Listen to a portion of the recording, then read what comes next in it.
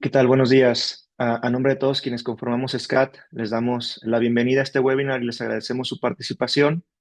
El día de hoy hemos preparado el webinar respecto a la reforma fiscal 2026, prácticamente lo que se aprobó, y nosotros tenemos la intención de compartir con ustedes cuáles son los temas más relevantes y los aspectos que deben de tomar en cuenta una vez que iniciemos este ejercicio 2026, que estamos a escasos unos cuantos días para hacerlo. Entonces, agradecer aquí a todos mis socios panelistas que estarán acompañándome este día, y los presento a cada uno de ellos. Luis García, que es socio de cumplimiento, de consultoría de cumplimiento fiscal en la Ciudad de México. Francisco Ayala, que es socio de cumplimiento y consultoría fiscal en la oficina de Guadalajara. Y Norman Franco, que es nuestro socio de controversia y litigio fiscal en la oficina de Ciudad de México. Un servidor, César Gámez, socio de impuestos internacionales en la oficina de Guadalajara. Les damos de nueva cuenta la bienvenida y comenzamos este webinar primero compartiendo con ustedes cuáles son los temas que vamos a estar discutiendo el día de hoy. Hemos segregado todo este tema de la reforma fiscal en básicamente 5 puntos importantes. El primero de ellos es aspectos de cambios en el cumplimiento fiscal. Posteriormente vamos a abordar lo que son implicaciones para las plataformas digitales, modelos de negocios digitales. En el tercer lugar, estaremos hablando de los estímulos fiscales y su aprovechamiento efectivo, poco de lo que en la reforma puede ser algo atractivo para todos ustedes. Posteriormente, vamos a platicar cuáles son los cambios en materia de la defensa fiscal y aspectos relevantes en cuanto a este nuevo tema de falsos comprobantes fiscales, que ha sido una de las cuestiones que consideramos más significativas para el próximo año. Y para ir iniciando con los temas, primero vamos a platicar con ustedes cuáles son estos principales cambios en cumplimiento fiscal. Y el día de ayer tuvimos este conocimiento por todo lo que son las redes sociales y comunicados oficiales del gobierno, que básicamente ya fueron aprobados los salarios mínimos para el ejercicio 2026, en donde pueden observar en pantalla que tendremos un incremento del 13%, lo cual pues sigue la tónica de los últimos años y sigue siendo un incremento importante, ¿no? En materia de salarios mínimos. Eh, Aquí la referencia que pueden tener es que en 2025 el salario mínimo actual es de 278 pesos con punto 80 centavos. Para el próximo año será de 315,4 centavos, lo cual conlleva un salario mínimo mensual de 9.582,47.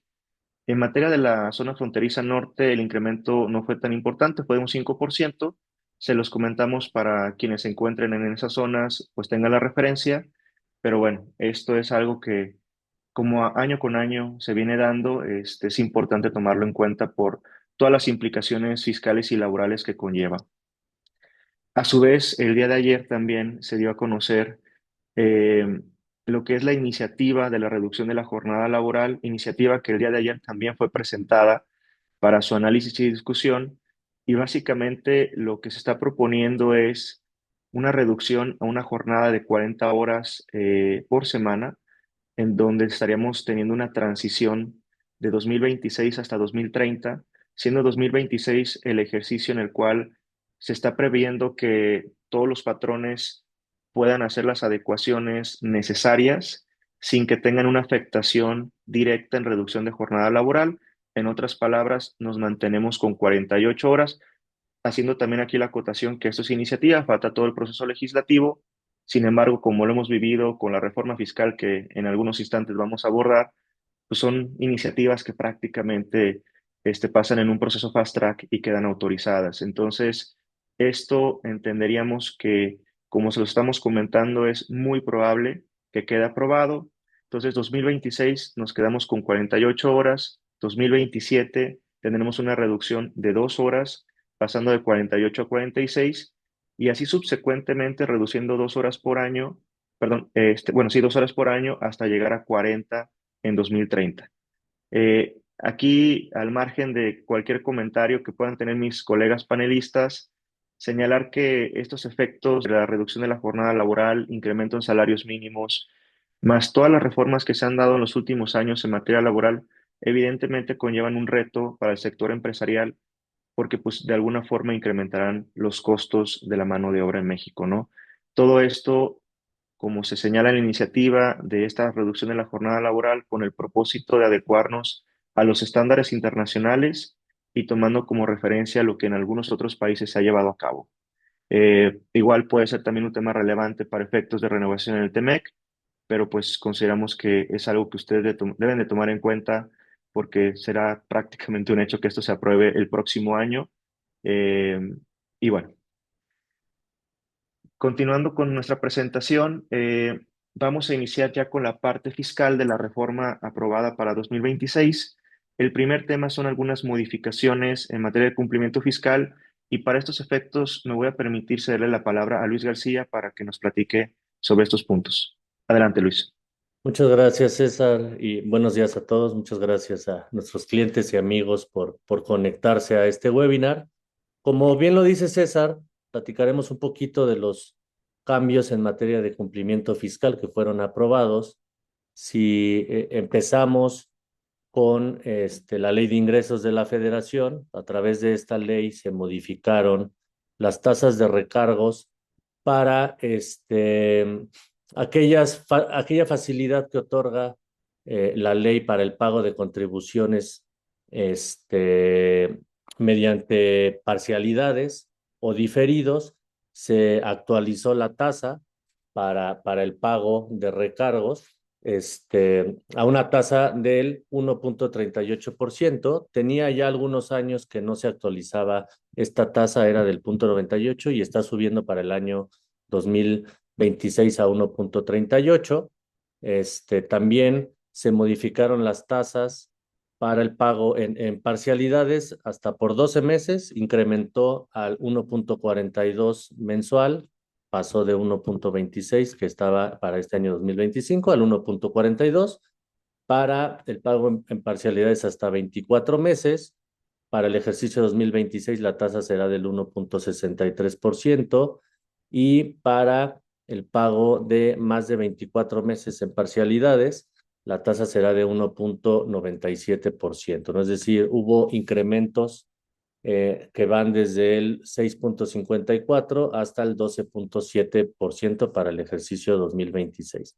Y en paralelo al incremento de esta tasa, para efectos de la tasa de recargos por mora en el cumplimiento de obligaciones, de acuerdo con el artículo 21 del Código Fiscal, pues al incrementarse el 50% a la tasa de prórroga, entonces esta tasa por mora a partir del ejercicio 2026 será del 2.07% mensual.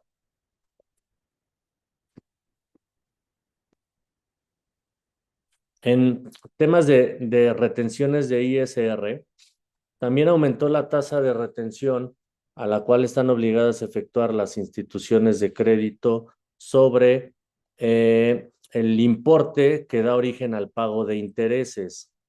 Esta tasa está incrementándose al 0.9%, que comparado con este año 2025, que era del 50%, está incrementándose en un 80%. Ojo, esta tasa de retención del 0.9% aplicable a partir del 2026 no es sobre el importe de los intereses, sino es sobre el monto de la inversión que da origen a los intereses. Entonces, aquí sí hubo un incremento importante en esta retención que nos está realizando el sistema financiero a todas las personas que tenemos ahorros y que generan intereses, ¿no? También hubo adecuaciones en materia de deducción de cuentas incobrables, solamente aplicables a las instituciones de crédito. Estas adecuaciones es que eliminaron la obligación para las instituciones de crédito de informar en el buró de crédito de aquellas cuentas que se tenían con el público en general, que estaban en un rango entre 5,000 pesos y 30,000 unidades de inversión, que más o menos son alrededor de 280,000 pesos, números cerrados. Antes existía la obligación de informarlas en el buró de crédito, pero las instituciones de crédito a partir del 2026 ya no van a tener que hacer esta informativa en este buró, ¿no? Adicionalmente, se elimina la disposición también que aplicable para las instituciones de crédito de que podían tomar como deducible la cartera de crédito siempre que esta cartera fuera castigada conforme a la normatividad de la Comisión Nacional Bancaria y de Valores. Esta disposición se elimina y mediante disposición transitoria de la Ley de Ingresos de la Federación para el 2026 establece que el SAT va a emitir reglas para aplicables para estas instituciones de crédito, en la cual van a señalar cuándo se da la notoria imposibilidad práctica de cobro y por ende la posibilidad de deducción de estas cuentas para estas instituciones de crédito. En materia de IVA, a través de la Ley de Ingresos de la Federación también se incorporaron como artículos que están a la tasa del 0% a la enajenación de bienes que pues son productos para la mujer, por decirlo de alguna manera, que esto ya también venía de acuerdo con algunas adiciones a esta tasa del 0% de años anteriores, ¿no? Y también en materia de IVA se aclaró un tema que ya había venido siendo muy controversial, incluso ya estaba hasta en los tribunales, que es que para las compañías de seguros se está estableciendo que a partir del 2026 el IVA que paguen para resarcir bienes en cumplimiento del contrato de seguro, pues va a ser no acreditable para ellos, ¿no? Esto, por supuesto, va a generar seguramente un incremento en las pólizas de seguros, porque pues, de alguna manera van a querer repercutir el IVA que ya no les están dejando acreditar a estas instituciones de seguro por los pagos que tienen que realizar para cumplir con los contratos de seguro, ¿no? En Muchas temas gracias. del IEPS, perdón, adelante, Cés, adelante. No, muchas gracias, Luis. Y digo, aprovechando lo que comentabas, relevante, ¿no? La cuestión de que a través de la ley de ingresos se estén haciendo adecuaciones en materia de la ley del IVA y que como más adelante lo vamos a comentar también en materia de la ley de impuesto sobre la renta, porque habrá que recordar aquí a la audiencia que la ley de ingresos es una ley de vigencia temporal. Entonces, año con año tiene que reiterarse estas adecuaciones que se están haciendo a través de dicha ley para efectos del IVA y del impuesto sobre la renta. Eh, Eso, pues evidentemente, pues, conlleva una complejidad, ¿no? En el cumplimiento por parte de pues, cualquier empresa en México. Entonces, creo que es algo relevante ahorita, como lo acabas de señalar. Y como bien comentabas, pasaríamos a lo que es la Ley de Impuesto Especial sobre Producción y Servicios, en donde le voy a ceder la palabra a Francisco Ayala para que nos platique cuáles son los cambios más relevantes. Adelante.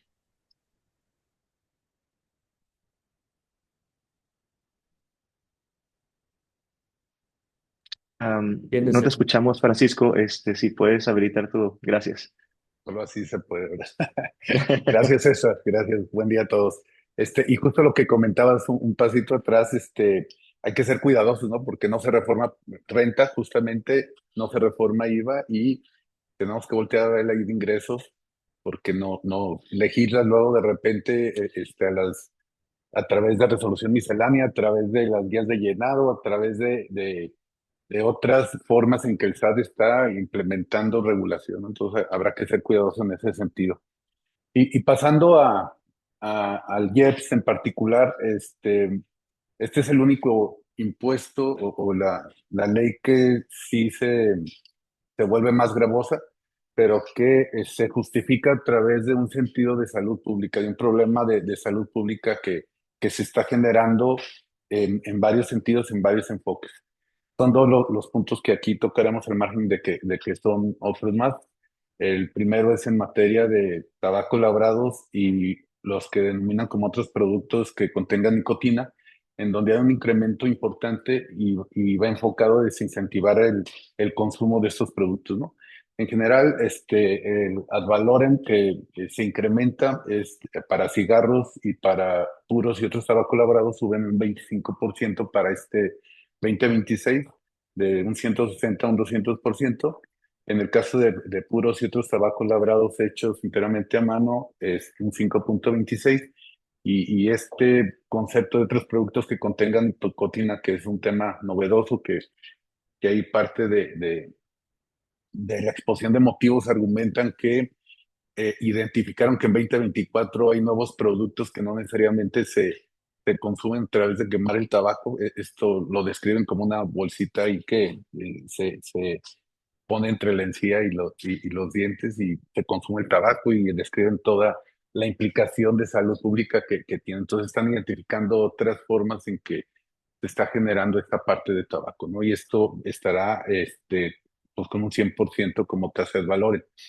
Y para efectos de IEPS, recordemos también que adicionalmente está lo que se conoce como la cuota específica, en donde esta también tendrá un incremento del 32% para el 2026 pasará a 0.8516, con la idea de que llegue al 2030 a un peso con 15.84 centavos, para tener un incremento en su totalidad para el 80% de este impuesto, de esta cuota.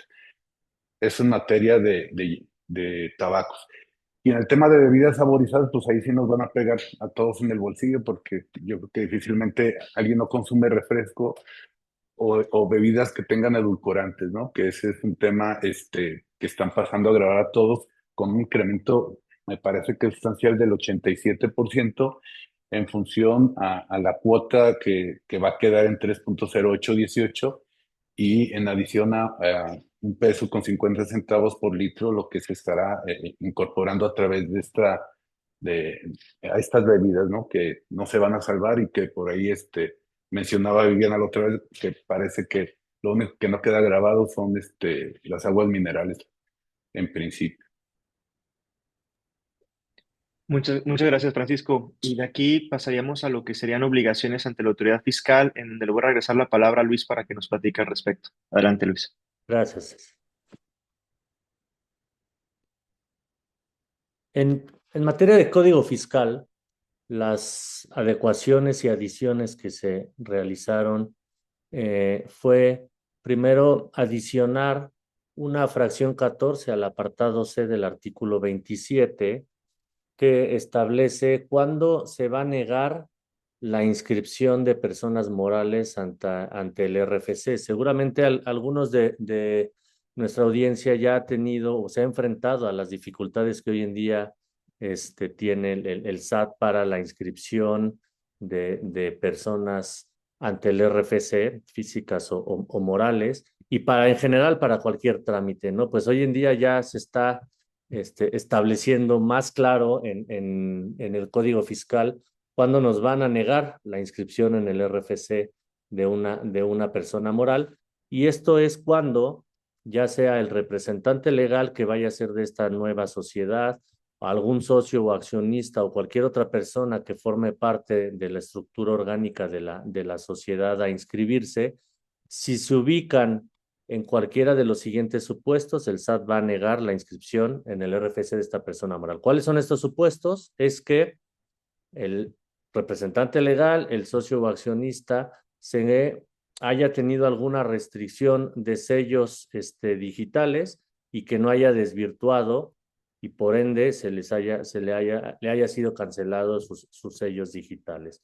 Dos, que se encuentren o sean considerados dentro de los contribuyentes que no desvirtuaron las operaciones inexistentes en los FDIs y entonces sean considerados como EFOS, ¿no? Y que estén ya en definitiva en la lista que se prevé en el artículo 69 del Código Fiscal, ¿no? También que hayan sido contribuyentes que no hayan desvirtuado la transmisión indebida de pérdidas fiscales, que hayan sido también contribuyentes que hayan emitido CFDIs falsos, que es una nueva fracción que se adicionó ahí al artículo 17H para la restricción y cancelación de sellos, que más adelante platicaremos de ella, y también contribuyentes que tengan créditos fiscales firmes, que no los hayan pagado, que no los hayan o garantizado, que se encuentren no localizados, que son todos estos supuestos que se prevén en el 69B del Código Fiscal. A estas personas morales se les va a negar su inscripción en la medida que los representantes legales o accionistas se encuentren en alguno de estos supuestos, incluso va más allá la disposición y dice, oye, si además tú como representante legal o socio y accionista formas parte de otra empresa que se ubique en estos supuestos, entonces es otra causa para que la nueva empresa no pueda ser inscrita en el RFC, ¿no? Adicionalmente, ampliaron mediante una modificación a la fracción 12 del apartado C del 27 del Código Fiscal los supuestos para poder suspender o disminuir las obligaciones ante el RFC de sociedades, que es que ahora, si en los últimos 3 ejercicios inmediatos siguientes, los contribuyentes no hayan presentado declaraciones, no hayan sido incluso informados por declaraciones presentadas por terceros, como puede ser la DIOT, por ejemplo, no hayan emitido ni recibido CFDIs, no hayan presentado ningún tipo de avisos ante el RFC y que tampoco hayan tenido requerimientos por parte de la autoridad. Si se ubican en esos supuestos, la autoridad puede suspender este, o disminuir las obligaciones ante el RFC de la persona de que se trate, ¿no? Antes solamente la disposición era muy sencilla, déjenme ponerlo así, decía, oye, si no realizas ningún tipo de actividad en los 3 años siguientes, se te puede suspender o disminuir tus obligaciones, pero ahora ya enlistan todos los supuestos, ¿no? Asimismo, eh, mediante una modificación también a la fracción 13, porque para el 2025 la suspensión y la cancelación venían en la misma fracción. Ahora, en la fracción 13 de este apartado C del 27 del Código Fiscal, también ya establece muy, muy claro cuándo se puede dar la cancelación del RFC de contribuyentes, que es cuando en los 5 ejercicios inmediatos anteriores, igual los contribuyentes no hayan presentado declaraciones, no hayan sido informados con operaciones con terceros en sus declaraciones, no hayan emitido CFDIs, no hayan presentado avisos ante el RFC, no cuenten con créditos fiscales. En estos casos, la autoridad va a poder cancelar el RFC también, ¿no?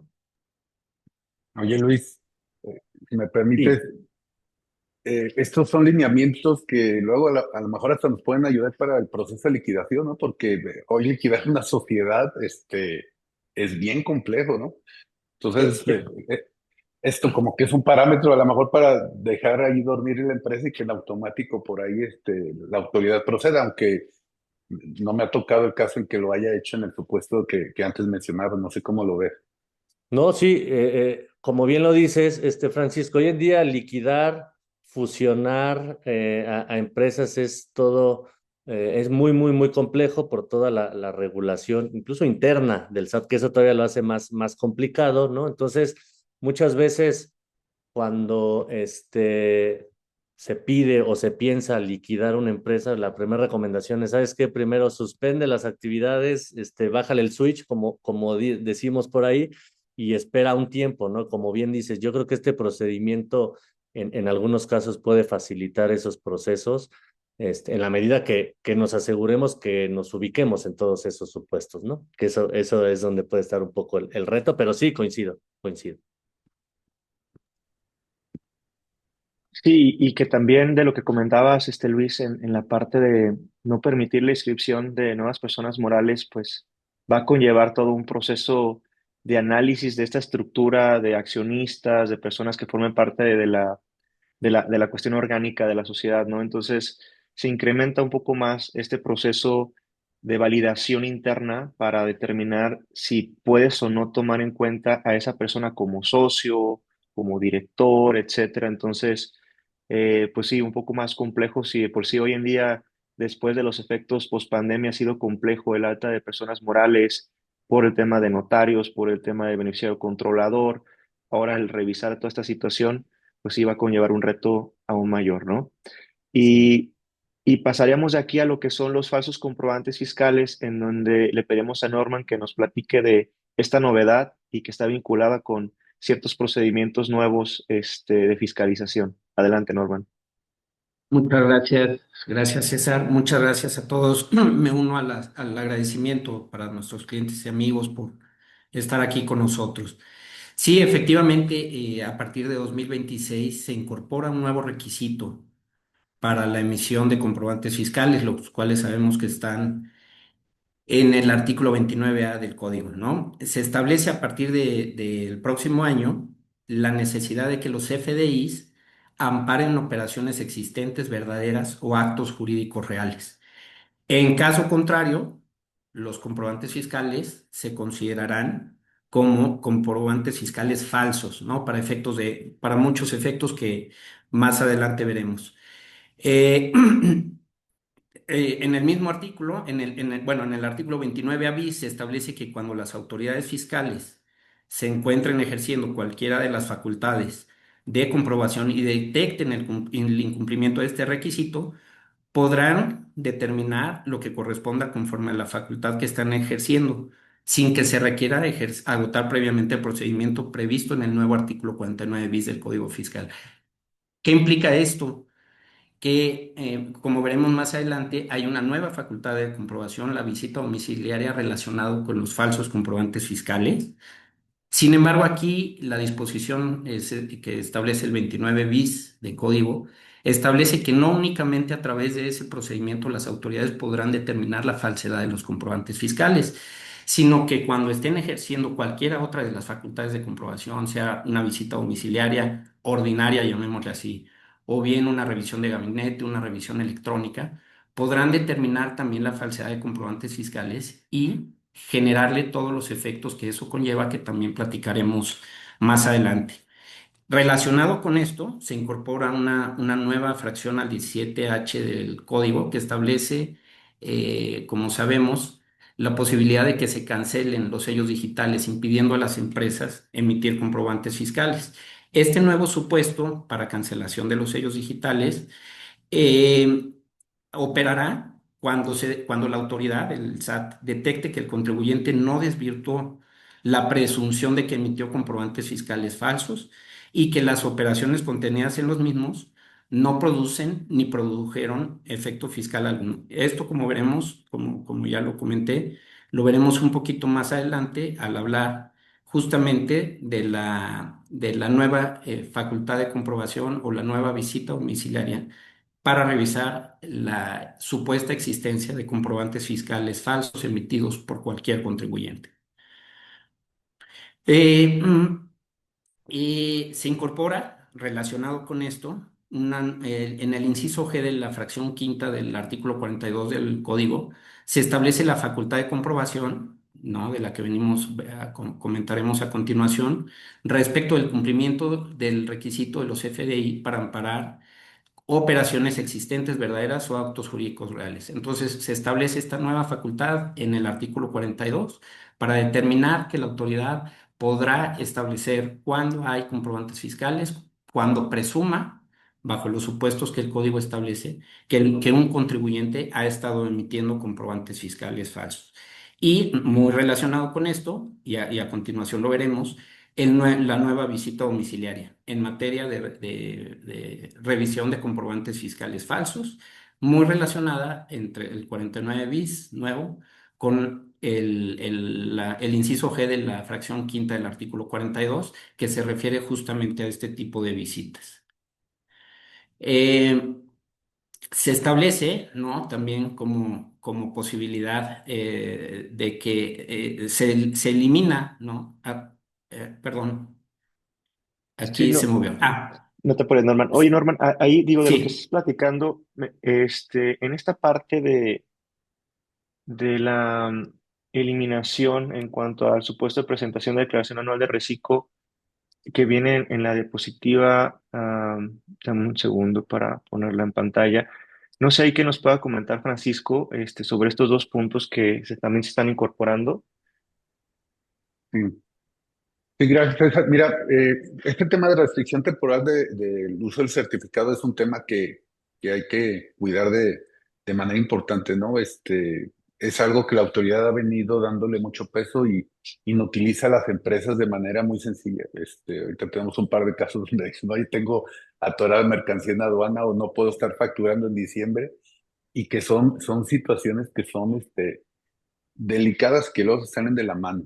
Este primero de la parte del reciclo, yo creo que es adecuada en el sentido de que los reciclos son pagos definitivos y estaba considerando el 17H bis del código el hecho de no presentar la declaración anual luego en miscelánea nos permite no presentarla. Si no presentar la declaración anual podría ser un supuesto de restricción de sellos. Están eliminando esa circunstancia, lo cual me parece que es muy adecuado, ¿no? Para no llevar al reciclo ese supuesto. Pero en el caso de la fracción 9, esta fracción 9 nos habla de varios supuestos, incorporan un tema de comercio exterior, pero hablo brevemente de los que ya están, que son temas relacionados con RFC, con obligaciones de contribuciones, solicitudes o avisos y con obligaciones de llevar la contabilidad. Entonces, ya está previsto en esta fracción 9 situaciones donde si no damos cumplimiento a estas situaciones, la autoridad nos podrá llevar a la suspensión o a la restricción temporal de sellos. Agregan estas obligaciones en materia de comercio exterior en donde si hay omisión en la presentación de ciertos documentos o informes o en el control de inventarios, la autoridad podrá llevar a cabo esta suspensión. Otros supuestos para este tema de restricción y que son nuevos supuestos es, por aquí me está jugando, ahí está.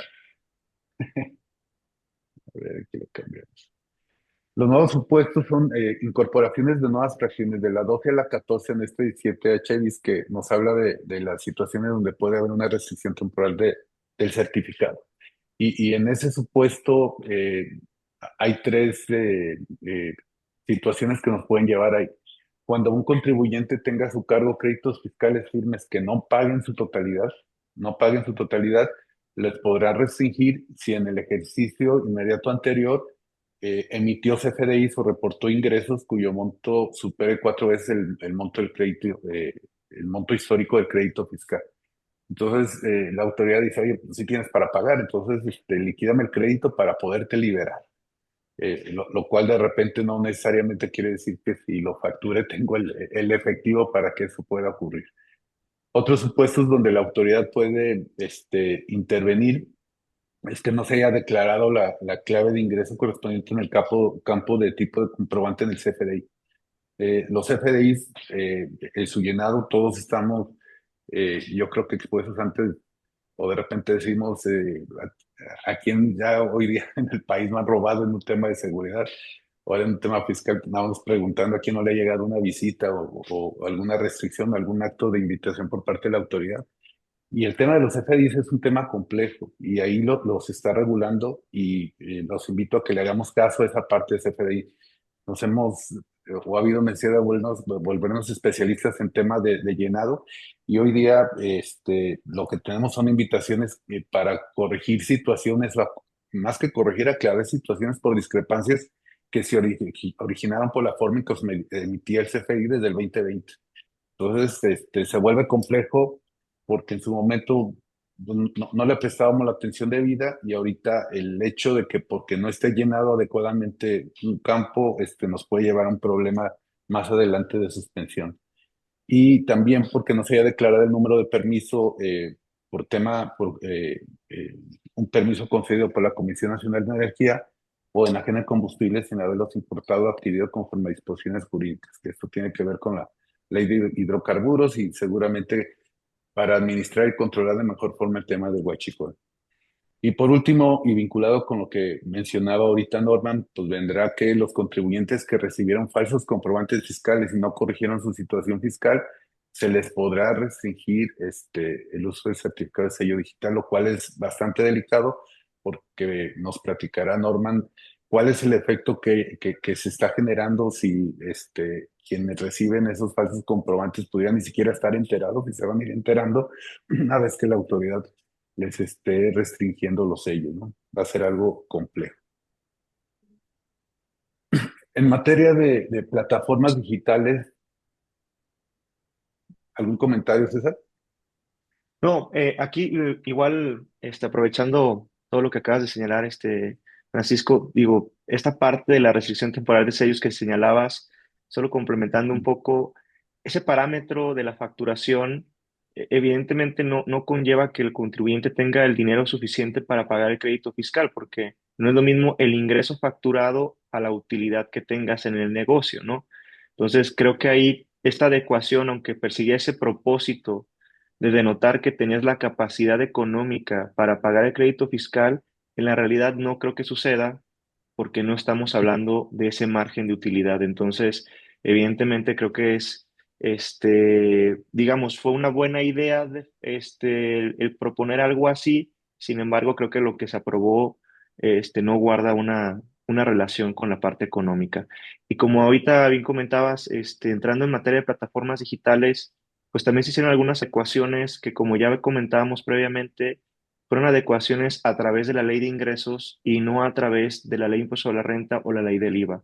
Esto, de nueva cuenta, es importante porque lo que estamos comentando puede que en algún momento, ya en la práctica, el próximo año, pues los contribuyentes y toda la audiencia que nos está escuchando diga, oye, pues en el webinar de SCAT comentaron que había adecuaciones en materia de plataformas, pero no las identifico en la ley del impuesto a la renta ni la ley del IVA, es porque se encuentran en la ley de ingresos. Y en este sentido, ¿qué nos puedes comentar al respecto, Francisco? Básicamente, este artículo 25 de la ley de ingresos, como bien lo mencionas, lo que hace es incrementar temas de retenciones, de operaciones que pasan a través de estas plataformas. Eh, Últimamente se ha estado regulando mucho todo este tema de plataformas, tanto en el tema fiscal como en el tema de Seguro Social, de Infonavit, que ha habido regulación reciente para este tipo de contribuyentes. Entonces, en ese sentido, en materia de ISR, se incrementa del 1 al 2.5 las personas físicas que utilizan la plataforma para que se les retenga el ISR, tratándose de operaciones que tengan que ver con enajenación y prestación de servicio. En el caso de personas morales, esta retención subirá al 2.5. Hay una obligación en donde se tiene que proporcionar el RFC y en caso de que no ocurra eso, la retención podrá ir al 20% sobre el valor de la operación tratándose de enajenación de bienes y prestación de servicio, que esto se justifica porque dice o señalaba que identificaba que había personas físicas por ahí que utilizaban personas morales para darle la vuelta a este tema de retención. Y en el caso de IVA, esta retención, tratándose de personas morales, pasa del 50 al 100%. En caso bueno, es del 50% y pasará al 100% si no se proporciona el RFC, tratándose de enajenación de bienes, prestación de servicio y por otorgar el uso goce temporal. En el caso de residentes en el extranjero que no tengan establecimiento en el país, la retención deberá realizarse al 100% del valor de libra sobre operaciones donde impliquen enajenación de bienes. Y en el caso de operaciones en donde las personas depositen el recurso en una cuenta en el extranjero, esa retención será del 100% del valor del libra.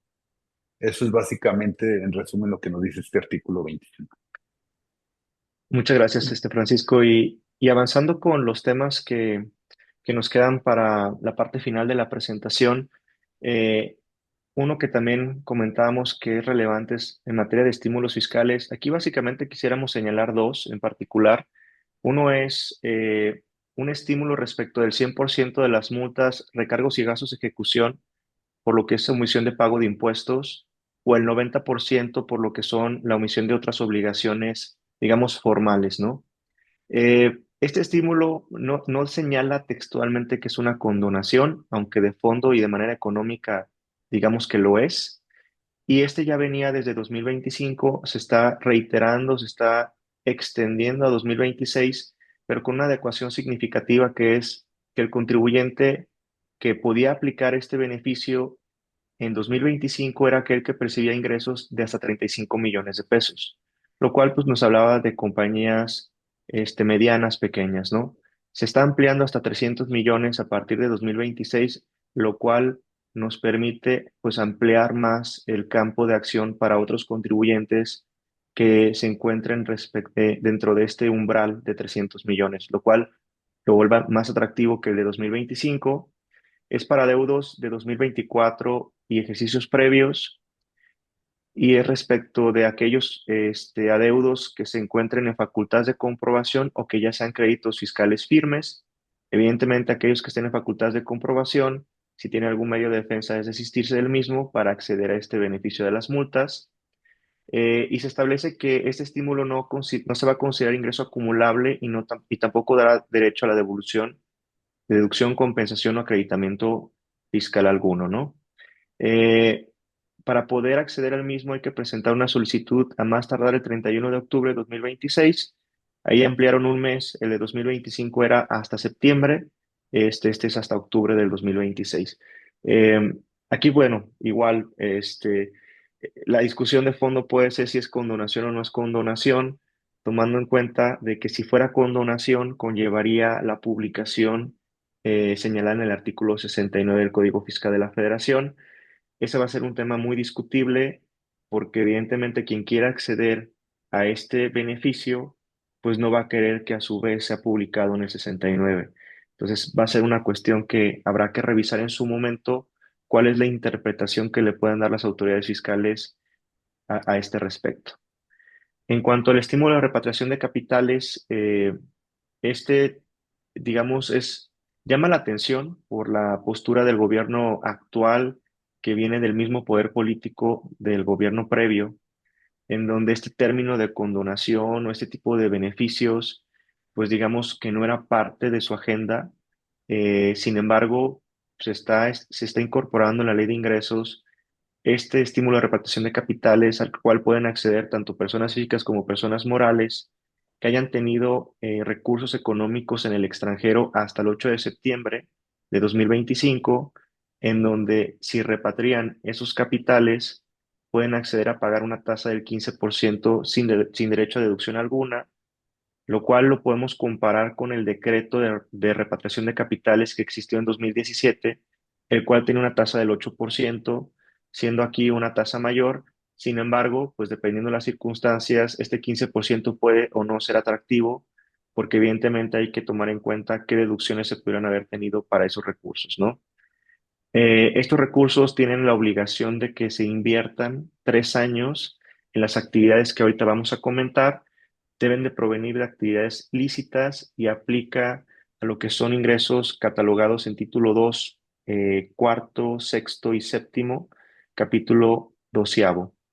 Evidentemente, pues no debieron de haber generado una deducción fiscal en México para poder acceder a este estímulo y se puede aplicar a más tardar el 31 de diciembre de 2026. Existen plazos para la inversión, básicamente segregados por semestre.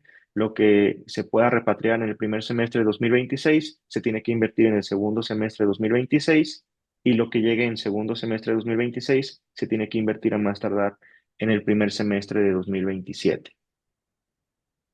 Eh, Básicamente este estímulo no aplica para lo que es recicos o personas que estén sujetas a procedimientos penales, tampoco para quienes estén listados en el 69 bis, que básicamente son lo que conocemos comúnmente como EFOS, EDOS, y lo que es la presunción de aplicación de pérdidas fiscales improcedentes.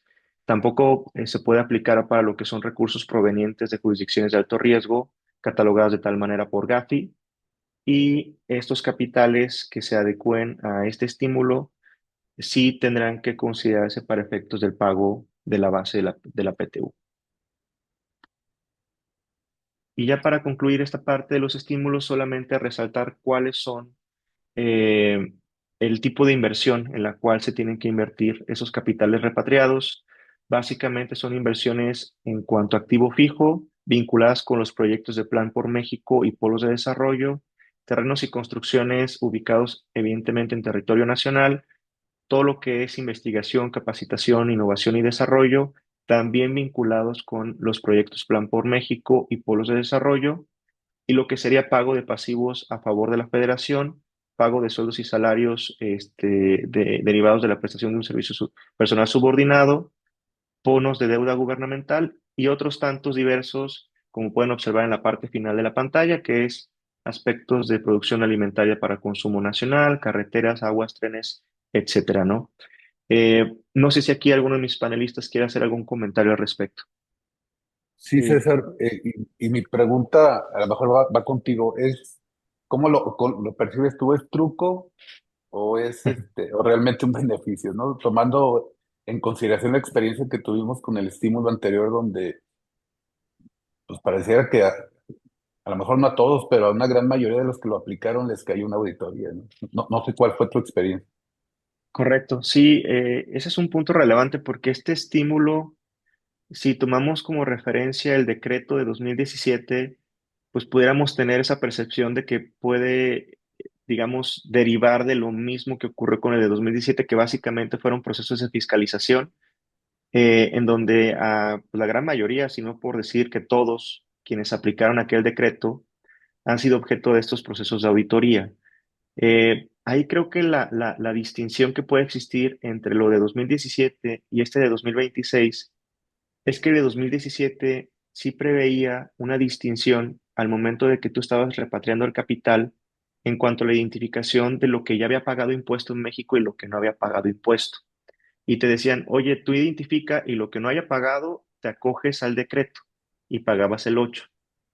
Este de 2026 no tiene esa distinción. Prácticamente dice, todo el capital que estés repatriando va a pagar el 15%. Y como ya no prevé esa distinción, entonces posiblemente estos procesos de fiscalización no sean tan claros en cuanto a que los vaya a realizar la autoridad fiscal, porque hoy en día lo que se está argumentando por parte de las autoridades fiscales es eso. Están retando si en la repatriación lo que tú no pagaste el 8, que por ende es porque tú identificaste que ya había pagado impuesto en México, es lo que te están retando de si efectivamente pagaste o no en su momento. Tan es así que el decreto anterior tenía un mecanismo de acreditamiento también del impuesto pagado en el extranjero. Este no tiene ningún mecanismo de acreditamiento. Entonces, parece ser que este es un poco más amplio en cuanto a su aplicación, más sencillo si lo queremos ver en esta parte de no identificar los recursos que ya haya pagado impuesto en México y también el no derecho al acreditamiento de algún impuesto pagado en el extranjero. Posiblemente con esta experiencia que tienen las autoridades fiscales de estos procesos de auditoría, es que se eliminó al momento de redactar este estímulo en la ley de ingresos. Eh, Creo que, no sé si, sí, si adelante, estén de Luis. acuerdo, César Francisco, debe ser un análisis con mucho detalle, ¿no? Porque de entrada la misma tasa no es tan baja, ¿no? Considerando que pues existen incluso opciones en la propia ley para determinar los impuestos, ¿no? Derivados de este tipo de inversiones o de flujos que se tienen en el extranjero, que pueden dar tasas cercanas a ese 15% menos, ¿no? Está desde el factor de acumulación que se publica año con año, está desde, pues hace un par de años se tuvo una pérdida cambiaria importante, ¿no? Por la bajada del tipo de cambio. Entonces, creo que sí hay que hacer un análisis mucho más integral para tomar una definición de aplicar o no este estímulo, ¿no? Sí, coincido totalmente contigo, Luis. Y bueno, avanzando, pasaríamos ya a todo lo que son procedimientos, garantías, interés fiscal y medios de defensa, así como otros aspectos relevantes de la reforma, en donde le voy a hacer la palabra a Norman para que nos platique. Muchas gracias, César, nuevamente. Platicábamos con anterioridad de la nueva facultad de la autoridad para revisar los comprobantes fiscales, este nuevo requisito de que se trate de comprobantes fiscales que amparen operaciones existentes, verdaderas o actos jurídicos reales, ¿no? Eh, es importante, me regreso un momento, porque si bien el artículo 29A del código no lo establece tal cual, sí será parte de una recomendación que nosotros podríamos hacer, el que todos los comprobantes fiscales que se expidan, pues a partir del 1 de enero del próximo año, sí contengan una leyenda en el sentido de que se trata de comprobantes fiscales que amparan operaciones reales, ¿no? O actos jurídicos existentes.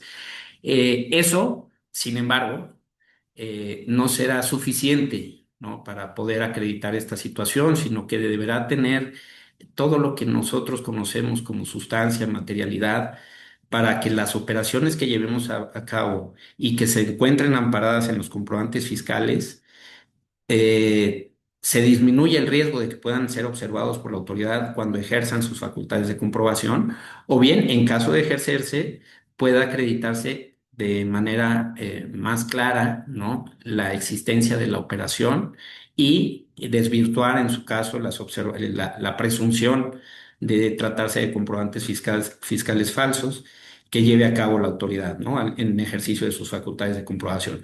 Pues bueno, esta nueva visita, nos ocuparemos ahorita un poco de cuál es el contenido, el objeto, los requisitos, los plazos. Esta visita se va a llevar a cabo en términos de lo que establece el nuevo artículo 49A, el 49 bis del código, cuando la autoridad presuma o no, exista una presunción de que se incumple con este requisito de tratarse de operaciones o actos jurídicos falsos, de ampararse este tipo de operaciones en los comprobantes fiscales. La visita implica se lleva a cabo a través de un proceso con plazos muy breves, como veremos a continuación.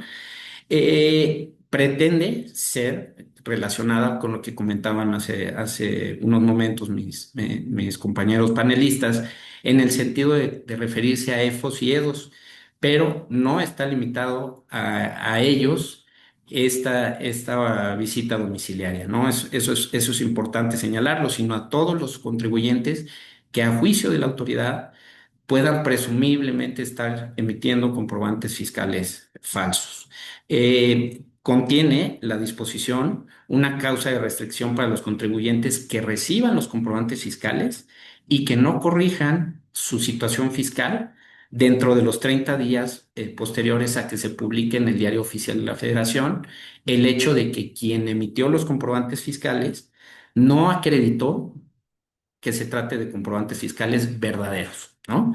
Y pues obviamente el hecho de que estos puedan ser sujetos de denuncia penal. La disposición legal establece que quienes hayan recibido los comprobantes fiscales falsos no corrijan su situación fiscal a través de la presentación de declaraciones complementarias, eh, podrán ser sujetos de procesos de carácter penal. Y esto pues es muy importante porque se establece este plazo específico para poder corregir esa situación fiscal, y el hecho de no hacerlo pues ya contiene pues una especie, diría yo, de amenaza de que esto pueda convertirse en un aspecto de carácter penal, ¿no? Entonces, tenerlo muy en mente para estos efectos.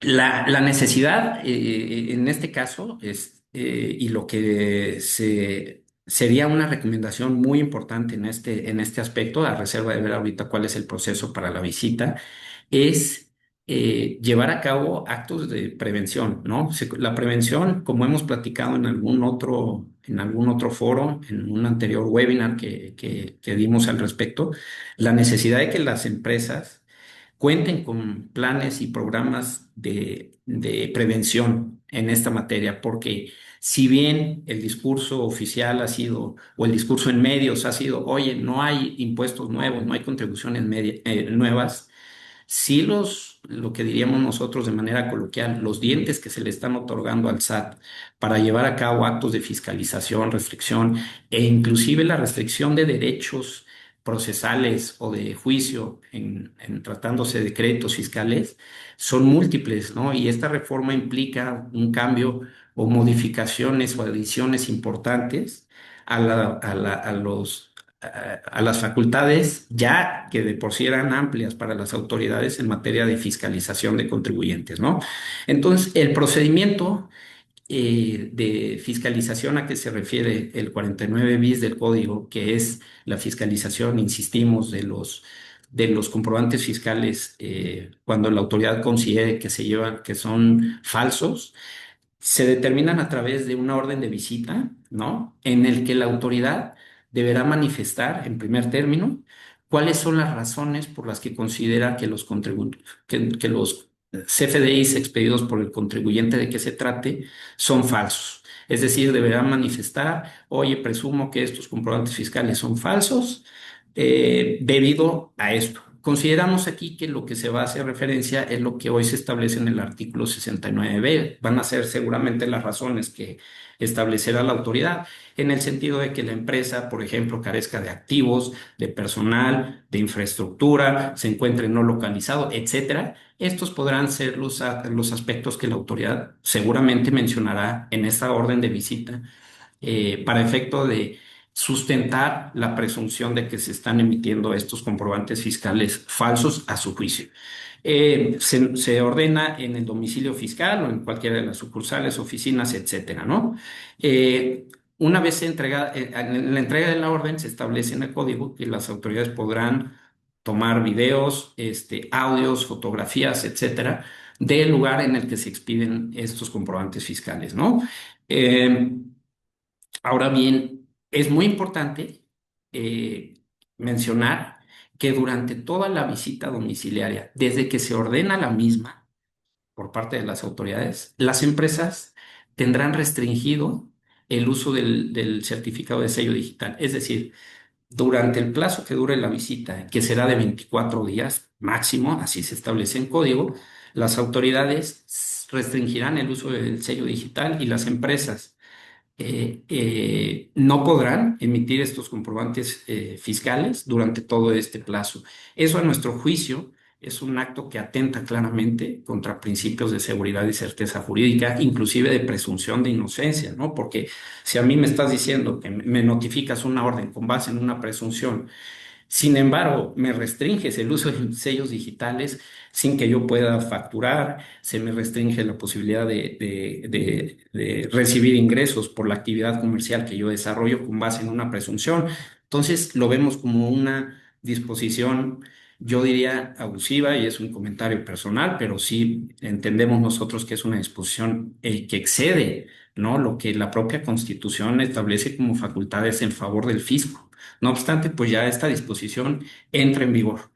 A partir de que se notifique la orden, en cuanto al proceso ya de la visita, cuando se notifica la orden, la empresa a la que se le lleve a cabo la visita tendrá un plazo de 5 días, un plazo muy breve, para poder desvirtuar la presunción que está llevando a cabo la autoridad. Es decir, la carga de la prueba se transmite totalmente a la empresa a la que se le lleva la visita domiciliaria, porque le dicen, oye, tú tienes 5 días para acreditarme a través de los medios de pruebas que guarden relación directa con la visita, en las que se señale el hecho al que se refiere, que no sean dilatorias y que sean legales y válidas. A través de todos esos medios de prueba, tú me deberás de demostrar que los comprobantes fiscales sí atienden a situaciones reales y verdaderas, ¿no? Este plazo, pues, es muy breve. Por eso regresamos un poquito más, un poco más a lo que comentaba hace unos minutos, la necesidad de que de manera preventiva y como parte de los procesos, las empresas tengan perfectamente establecidos, pues, todo el sustento, el material probatorio que acredite contratos, órdenes de compra, inclusive correos electrónicos con los clientes, para efecto de acreditar que estos comprobantes fiscales, las operaciones que se amparan en ellos, son reales, ¿no? Y ante una eventual visita que puede ocurrir en cualquier momento, pues yo tenga la posibilidad, dentro de este plazo de 5 días, de acreditarle a la autoridad, de presentarle todas las pruebas que desvirtúen. Una vez que yo entrego dentro de este plazo de 5 días o sin haberlo hecho, la autoridad tendrá un plazo de 15 días para emitir su resolución. En esta resolución solamente tendrá dos opciones la autoridad: o bien de que se desvirtuó la falsedad la falsedad presumida por la autoridad y se levanta la suspensión de sellos digitales, o bien se confirma esa falsedad, es decir, o no me presentaste pruebas o las pruebas no resultaron, a mi juicio, suficientes para desvirtuar la presunción, y por lo tanto se considera que los comprobantes son falsos, digamos de manera definitiva, y tendrá efectos generales, como se establece en el artículo 69b del Código, que no generaron ni generarán efectos fiscales estos comprobantes fiscales. La autoridad deberá de publicar dentro de los 45 días siguientes a esta última resolución, es decir, la que no desvirtuó la presunción, tendrá 45 días para publicar en Diario Oficial de la Federación la lista de estos contribuyentes que se ubicaron en esta hipótesis. ¿Qué va a pasar con todas aquellas empresas que tienen comprobantes fiscales emitidos por este contribuyente?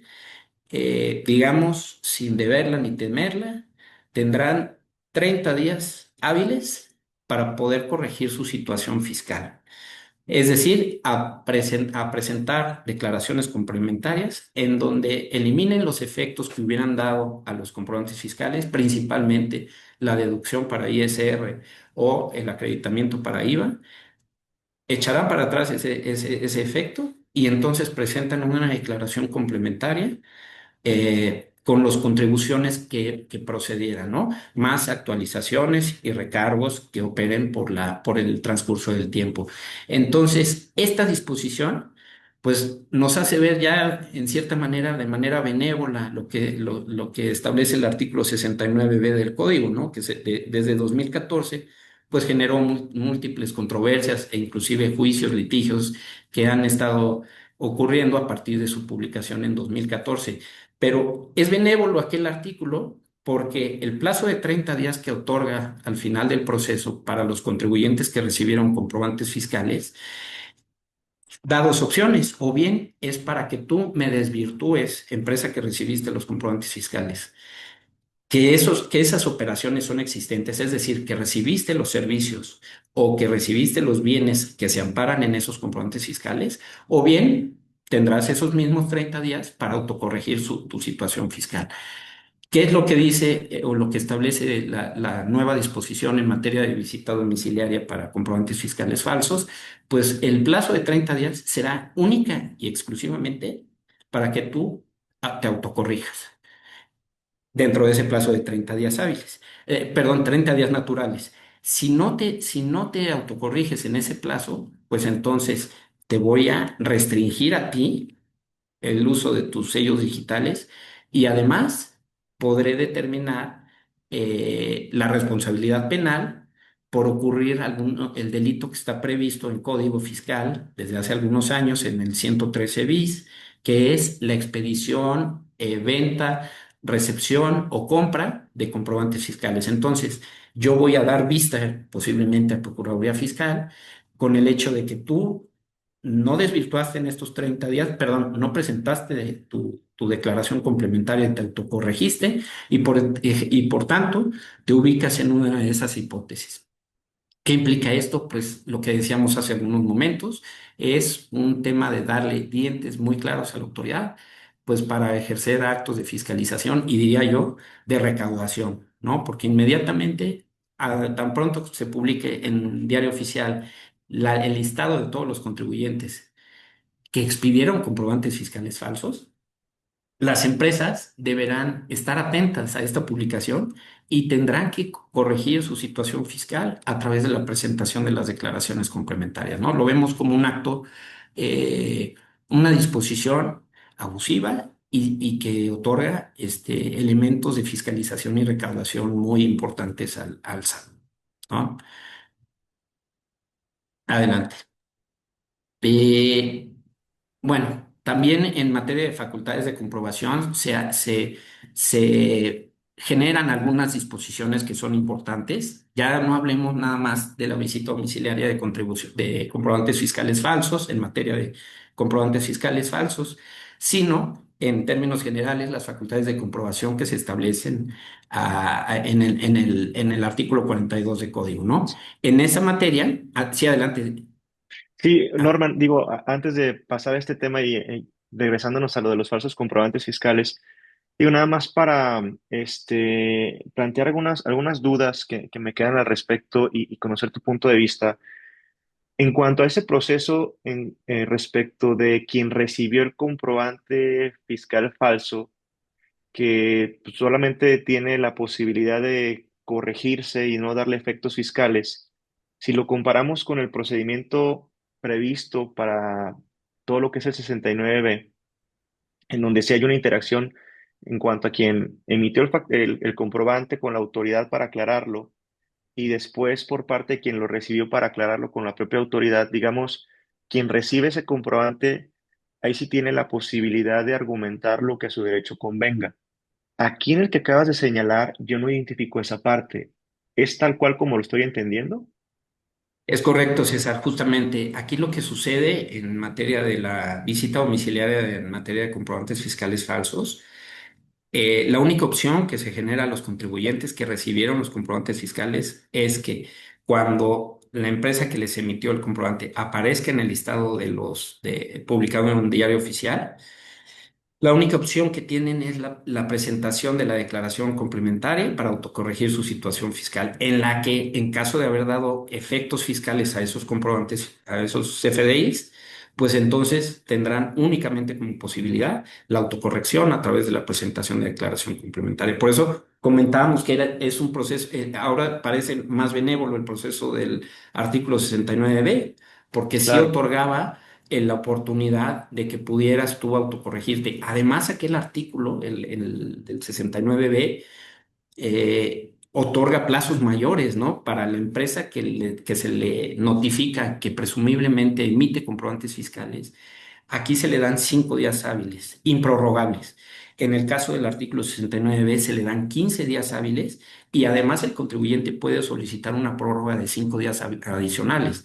En este caso, únicamente tendrá los 5 días hábiles para desvirtuar. Por eso, consideramos importantísimo tener estos procesos de debido cumplimiento, de compliance, de due diligence al interior de las empresas para acreditar o tener expedientes armados respecto a los comprobantes fiscales, ¿no? Que se emitan. claro. De acuerdo, Norman. Lo cual denota, pues, la falta del derecho de audiencia de quien recibió el comprobante, ¿no? Y también, como bien señalabas, plazos muy cortos, sin posibilidad de prórroga, lo cual puede ser muy complejo para los contribuyentes. Y aprovechando este concepto de falsos comprobantes, la duda sería qué elementos puede considerar la autoridad fiscal. Inclusive, ya nos ponen aquí en las preguntas, de la audiencia que oye, tengo que señalar textualmente como parte de ese requisito nuevo en los FDIs que es un comprobante que ampara operaciones reales, etcétera. Técnicamente, yo pensaría que no, porque es un requisito de fondo, no de forma. El manifestarlo en el CFDI, pues sería un poco extraño o hasta absurdo, ¿no? Y que también se presta a la discusión de, oye, si este requisito es a partir de 2026, ¿qué significaba que de 2025 hacia atrás, pues yo podía estar facturando operaciones irreales, falsas y demás, y era válido? Entonces, ¿qué elementos puede tomar en cuenta la autoridad para determinar que son falsos? Y también cuáles, porque la empresa se puede dedicar a N cantidades de actividades y a lo mejor por una de esas actividades el SAT determina que esos son falsos, pero si tengo otra actividad distinta, ¿a poco todo me contamina por el hecho de que digan que por cierta actividad sí son falsos y por la otra no? O sea, ¿cómo es la declarativa de la falsedad para efectos de identificación de los FDIs? Porque es, pues digamos, a rajatabla todos, solo son algunos, los van a identificar por portfolios, por actividad. ¿Qué opinas al respecto, Norman? Sí, primero, atendiendo al primer comentario, sí, si bien, como indicas, no existiría propiamente una obligación formal de incluir esta leyenda en el CFDI que se expida, sí consideramos que pues oportuno, ¿no? Ingresar esa leyenda de tratarse de comprobantes fiscales falsos. Pero no queremos decir con esto, también como lo señalaste, que incluyendo esa leyenda, estemos en debido cumplimiento de esta disposición, sino como bien señalas, se refiere a un tema de fondo, a que nosotros podamos acreditar en una eventual visita domiciliaria que se nos notifique en esta materia que esos comprobantes fiscales sí atienden a operaciones reales. No bastará con la leyenda, sino además acreditando a la autoridad que mi empresa sí que la sustancia y la materialidad de los comprobantes fiscales existe y es palpable, ¿no? Entonces, por eso la necesidad de contar con elementos adicionales elementos adicionales de prueba que amparen la realidad o la existencia de estos comprobantes fiscales. Adelante, Paco, creo que tienes ahí algún... Sí, no, y varias de las preguntas que hizo César las compartía y quizá algo que me han venido preguntando. ¿La autoridad en 2026 podrá hacer estas revisiones de CFDIs del ejercicio 24, por ejemplo, o solo será a partir del ejercicio de la emisión de CFDIs del 26? Pues mira, lo que sucedió con la experiencia del artículo 69b, porque también se generó esta duda cuando esto ocurrió, y las resoluciones de los tribunales fueron en el sentido de que se trataba de una norma procesal, ¿no? Y que no una norma de fondo, y por tanto, la autoridad sí podía realizar, en aquel caso, la revisión de comprobantes fiscales emitidos con anterioridad a 2014, al 1 de enero de 2014, cuando entró aquella reforma. Consideramos que en este caso, si bien hay elementos que podrían argumentarse en torno a que es a partir de ahora, a partir del 1 de enero de 2026, pues es probable que los tribunales resuelvan, ¿no? Y resuelvan una situación similar a la que entonces se resolvió, en el sentido de que se trata de una disposición de carácter procesal, no sustantiva, y que por tanto la autoridad sí puede revisar esta obligación respecto de comprobantes fiscales emitidos con anterioridad a 2020, a 2026, ¿no? Máxime que, como comentaba César, pues nos daría pie a pensar esta reforma si con anterioridad podíamos nosotros emitir comprobantes fiscales que no atendieran a situaciones reales o a situaciones existentes, ¿no? Entonces, por esa razón creo que nos enfrentaríamos a un escenario similar al que se presentó en 2014-15, cuando el Poder Judicial Federal emitió estos criterios que comento. Digo, y ahondando en lo que tú decías, se vuelve trascendente el tema del compliance, ¿no? Compliance en que quiénes son tus socios, quiénes son tus proveedores, quiénes son tus clientes, porque en este tema de CFDI, imaginemos que le lleguen, por decir un giro, una constructora, ¿no? Que su giro principal justamente es la venta de inmuebles, pero que puede tener operaciones o renta o por algún servicio que haya prestado y que lo que le estén revisando sea justamente la del servicio. Eh, Podemos identificar o quedar a criterio de la autoridad el alcance de los comprobantes y de los servicios o bienes que se estén emitiendo, porque me voy a una exageración, puede ser que vaya por 5 CFDIs particulares e invalide la emisión de cientos de CFDIs que haya hecho la autoridad, que haya hecho el contribuyente, perdón. Sí, mira, cuando se notifica, por ejemplo, en materia del artículo 69, que es el antecedente más próximo que tenemos o más similar que tenemos con respecto a esta revisión de contribución de CFDIs falsos, cuando se emiten, se establece, sí, los números de folio de todos los CFDIs que están identificándose como posibles CFDIs falsos. Me imagino, o lo que consideramos es que lo mismo ocurrirá en tratándose de estos comprobantes fiscales, porque no podría decir la autoridad todos los que hayas emitido, sino aquellos que la autoridad considere o presuma que son CFDIs falsos. Entonces, en la ¿Sí? emisión que sea publicado en el diario oficial, debería de venir esa identificación en todo caso. En la publicación que se hace en Diario Oficial no se hace, pero sí en las notificaciones que se realizan a través del buzón tributario a los contribuyentes. Muy Ujú. complejo este tema. Muchas gracias, Mauricio. Complejo, sí, de nada, Paco, con mucho gusto. Platicábamos hace un momento sobre las nuevas atribuciones que en términos generales se establecen en materia de facultades de comprobación de las autoridades. La primera es que se ajuste el momento en el que la autoridad debe de notificar al contribuyente sobre los plazos, sobre los hechos u omisiones detectados, ¿no? Y esto es, el plazo ocurrirá a partir de dentro de los 10 días hábiles siguientes al levantamiento de la última acta parcial en materia de visitas domiciliarias,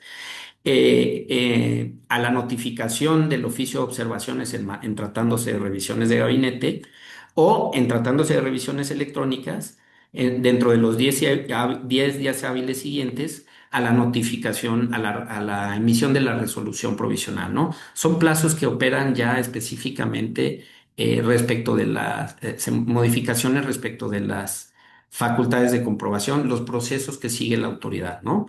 Eh, Avanzamos, por favor. Como una cuestión importante, ¿no? A partir de 2026, y esto pues debemos de tenerlo en mente, nuestros clientes y amigos deben de tenerlo en el radar, ¿no? Porque se adiciona al artículo 42 del código que a partir de la notificación del oficio en donde se inician las facultades de comprobación, es decir, por ejemplo, la orden de visita domiciliaria, la autoridad va a requerirnos para que proporcionemos el nombre del presidente del Consejo de Administración, administrador único y la persona que tenga ese carácter en su órgano de dirección interna, ¿no? Deberemos de proporcionar también, se requerirá a la empresa para que se proporcione el correo electrónico, teléfono y medios de contacto habilitados en su buzón tributario y, en su caso, el nombre del representante legal de las empresas, ¿no? Esta información deberán además tenerla actualizada los contribuyentes. Será obligatorio tener actualizado todos estos datos y en caso de que no se lleve a cabo lo anterior, se entenderá que no es su deseo ejercer el derecho a ser notificado de los hechos u omisiones. Entonces, no nos entregarán los hechos u omisiones detectados en el proceso de auditoría, ¿no? Por eso pues se está obligando a los contribuyentes a que a partir de la notificación de la orden de visita o del primer acto de ejercicio de facultades de comprobación, se proporcionen todos estos datos, ¿no? Entonces, pues es también posiblemente una intromisión, ¿no? En la confidencialidad de las empresas, el tener ahora que proporcionar todos estos datos desde la notificación desde la notificación del inicio de facultades de comprobación. Se establece también en el artículo 48, se modificó aquí en tratándose de las revisiones de gabinete que llevan a cabo las autoridades.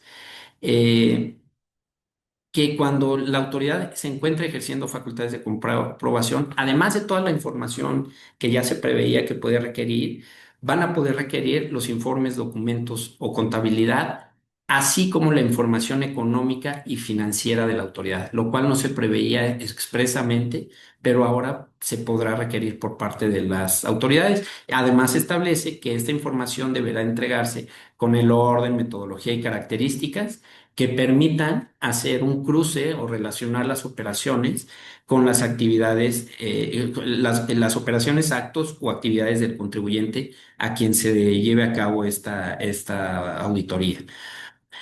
Se permite el uso de manera textual en la reforma, el uso de tecnología por parte de las autoridades en el desarrollo de visitas domiciliarias, que lo habíamos visto también con relación, obviamente, a las visitas domiciliarias relacionadas con la revisión de los comprobantes fiscales falsos y se permite el uso de fotografías, audios o videos y va a ser tomada como evidencia durante los procesos y puede ser utilizada para efecto de determinar los actos u omisiones que se atribuyan al contribuyente, ¿no? Los archivos se anexarán a las actas y tendrán valor probatorio sobre estos hechos y omisiones que comentamos. En cuanto al tema de la garantía del interés fiscal, hay cambios muy importantes que deberán ser considerados también por nuestros clientes y amigos. Eh, mm, Se modifica el artículo 144, que es el que prevé el recurso de revocación. Como sabemos, cuando se emite, hablemos de un crédito fiscal en perjuicio de una empresa o de un contribuyente persona física, los particulares tienen dos medios de impugnación que usualmente pueden seguirse. Uno es el recurso de revocación, es un recurso administrativo que resuelven las propias autoridades que emitan el acto, en este caso una determinación de un crédito fiscal, o bien interponen una demanda de nulidad ante el Tribunal Fiscal, que el Tribunal Federal de Justicia Administrativa, tradicionalmente conocido como Tribunal Fiscal, ¿no? Se cuenta con un plazo de 30 días para optar, son optativos, yo puedo interponer ya sea el recurso de revocación o bien mi demanda de nulidad. El atractivo que tenía, o que, sí, que tenía el recurso de revocación y por lo que se optaba en muchas ocasiones, atiende a dos situaciones principales.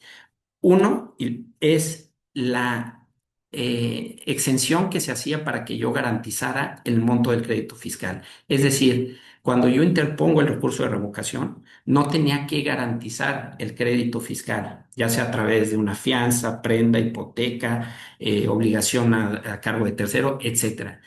Durante el plazo en el que yo interponía el recurso y hasta que se resolviera, yo podía quedar eximido de esta garantía. La otra bondad del recurso de revocación es que podría ser un medio en el que yo podía aportar medios adicionales de prueba a los que yo hubiera ofrecido durante el proceso de auditoría de que fue objeto y que derivó en una determinación de un crédito fiscal. A partir de 2026, la primera bondad de la que hablamos hace un momento se elimina. Es decir, a partir de que se interponga el recurso de revocación, yo estaré obligado también a garantizar en alguna de las formas que establece el código, que de lo que más adelante hablaremos y que tiene sus salvedades, pero bueno, yo tendré que garantizar también el monto del crédito fiscal a partir de que interponga el recurso de revocación. Entonces, una de las bondades que tenía o de los beneficios que tenía el presentar este medio de defensa se eliminan y yo tendré que garantizar. Ahora bien, en disposición transitoria, en la Ley de Ingresos de la Federación, también cabe abundar en el comentario que con anterioridad se hizo por parte de mis compañeros panelistas, en el sentido de decir, oye, en una disposición transitoria, pero además dentro de una ley que durará un solo año, no en una disposición transitoria del Código Fiscal, sino en una disposición transitoria de la Ley de Ingresos, se permite que los contribuyentes que interpongan el recurso de revocación a partir del 1 de enero del 2026 dispondrán hasta de un plazo de 6 meses para constituir la garantía del interés fiscal, contados a partir de la presentación del recurso, ¿no? Si la autoridad resuelve antes de los 6 meses, lo cual ocurre comúnmente antes de los primeros 3 meses, el plazo para garantizar se reducirá a 10 días posteriores a partir de la notificación de la resolución. Es decir, cuando emitan la resolución cuando se emita antes de estos 6 meses, los particulares tendrán ahora 10 días para garantizar el crédito, el interés fiscal, ¿no? Derivado del crédito que se les determine. Eh, entonces, esto es importante. ¿Por qué? Porque, como decimos, pues parece un beneficio, pero yo lo consideraría una especie, perdón por la expresión, pero lo consideraría una especie de trampa, ¿no? Trampita. ¿Por qué? Porque si bien no se extiende el plazo para la presentación de garantía durante 6 meses, que es mayor al que se tiene actualmente, pues es una disposición que puede durar solamente durante 2026.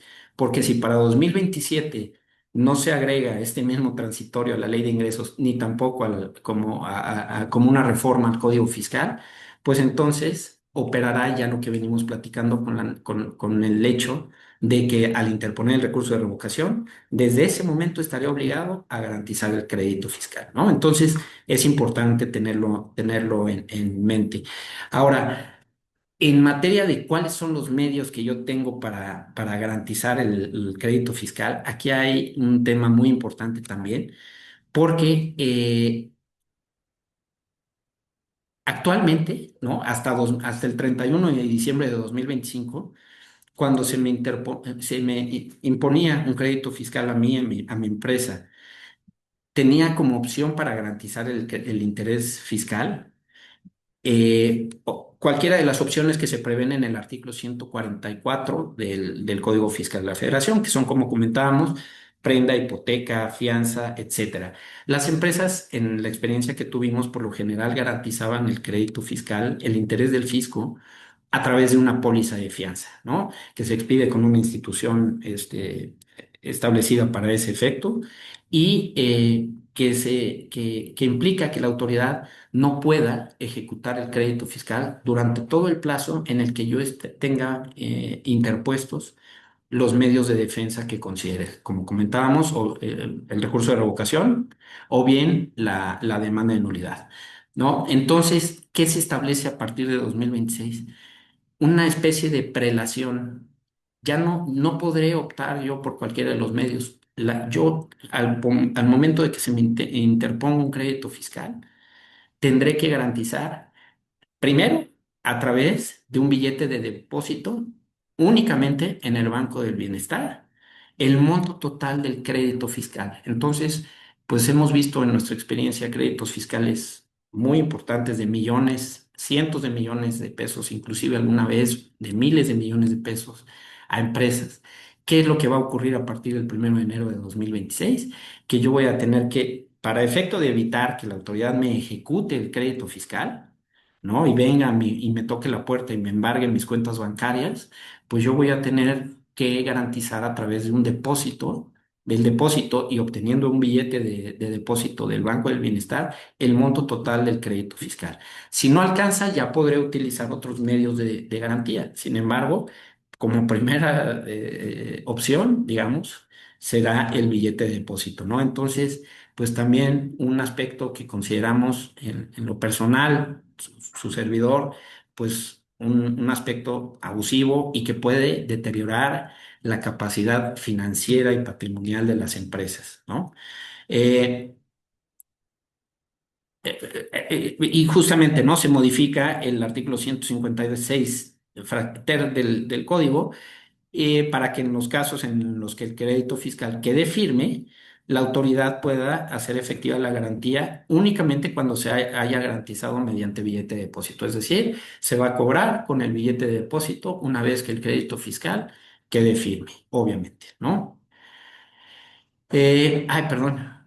Eh, Perdón, Norman. Igual sí, en beneficio del tiempo, valdría la sí. pena platicar qué alternativas, medios de defensa, aspectos de discusión de la reforma tú identificas, porque aquí tenemos un listado, creo que bastante interesante de lo que hemos estado comentando, e inclusive uno de los que están aquí previstos, que es el de las plataformas digitales que comentábamos, ya no lo referimos, digamos, directamente al inicio, pero que sí es relevante, es resaltar el acceso que tienen que darle las plataformas a las autoridades fiscales en tiempo real respecto de toda la información que se tiene en dichas plataformas.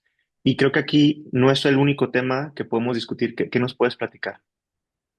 Sí, justamente, muchas gracias, César. Hemos identificado estos aspectos que se ven ahorita en pantalla como aspectos que podrían involucrar eh, temas de inconstitucionalidad que en nuestra opinión claramente se generan, ¿no? Por ejemplo, en el tema que comentabas de las plataformas digitales, el tener que proporcionar esta información en tiempo real, ¿no? Permitir el acceso a las autoridades en tiempo real, pues es una clara intromisión a diversos derechos constitucionales, el principio de inviolabilidad del domicilio, la garantía de seguridad y certeza jurídica, ¿no? Entonces, ya sin una orden judicial, que antes parece ser algo ya del pasado, ¿no? Las autoridades pueden estar revisando en tiempo real lo que a través de la plataforma digital que tenemos, llevemos a cabo, no toda la información que se contenga en las mismas.